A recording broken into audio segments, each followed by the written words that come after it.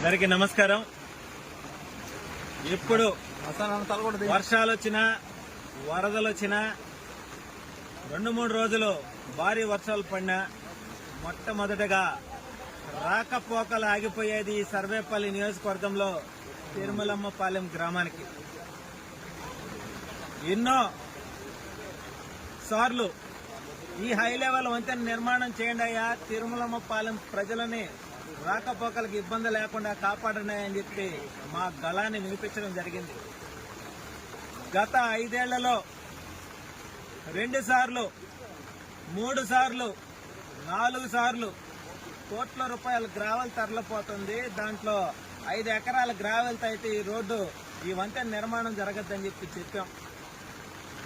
ఆనాడు ఏదైతే thermal power plant Damodaram Sanjeevaiah thermal power plant 3వ గ్రిడ్ ఓపెనింగ్ కి ఆనాటి ముఖ్యమంత్రి వైఎస్ జగన్మోహన్ రెడ్డి వచ్చినప్పుడు ఈ సర్వేపల్లి ఆనాటి శాసనసభ్యుడు గోవర్ధన్ రెడ్డి గారు పాపం 11 కోట్లతో ఈ హై లెవెల్ వంతెన నిర్మాణం చేస్తామని చెప్పాడు.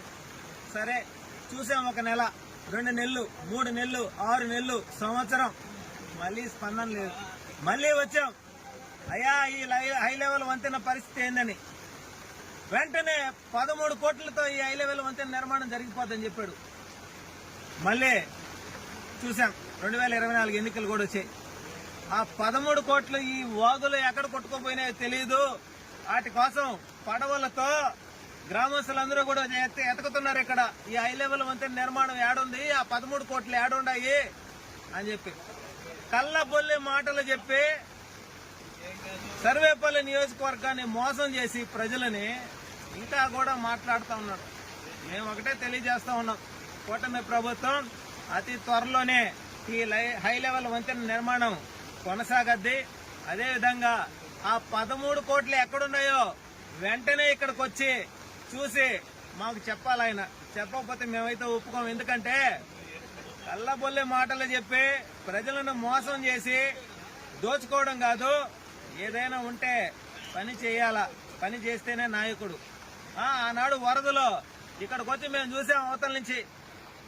అప్పుడున్న వీఆర్ఓ మాకు ఏలెత్తి చూపించాడు, అదిగో అదే కనపడే తిరుమలపాలెం అని చెప్పి ఒక బిస్కెట్ ప్యాకెట్ ఒక చాక్లెట్లు ఇస్తే గ్రామస్తుల పరిస్థితి ఏంది.